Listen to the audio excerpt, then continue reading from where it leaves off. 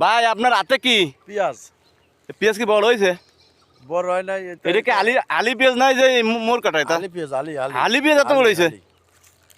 এই দেখেন এটা কিন্তু যে মোর কাটা না, কিন্তু আলি পেঁয়াজ। এটা দোস্তর কাতের এটা হলো ওই যে আপনাদের একটা ভিডিও দিয়েছিলাম, ওই যে এক চাষি এই ইউরিয়া সার দিয়েছিল কবের আগে সার বুনাইতেছিল, তো তার সাথে অবশ্যই আমি এটা সাক্ষাৎ করে দেবো আপনাদের।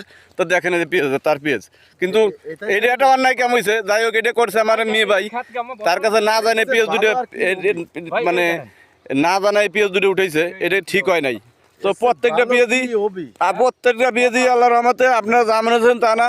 এই দেখেন এই যে এই দেখেন সব পেঁয়াজ, ওই দেখেন প্রত্যেকটা পেঁয়াজই আমাদের এলাকায় এখন আর সেই আগের মতো নয়। পেঁয়াজ কলাম টোটালি আলি পেঁয়াজ হয়ে গেছে।